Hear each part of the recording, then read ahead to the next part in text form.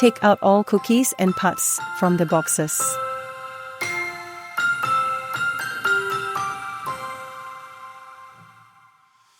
For the meringue, prepare icing sugar, egg whites and a lemon. In a mixing bowl, add icing sugar and egg white. Mix for 1.5 minutes. Add lemon juice. Mix well. Set the meringue aside.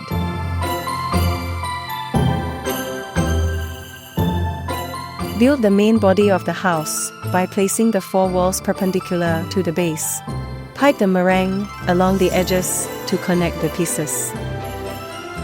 Place the roof pieces atop the wall and pipe with meringue. Hold in place for several minutes until the icing begins to set. Let the house dry for at least 2 to 3 hours before decorating it with accessories.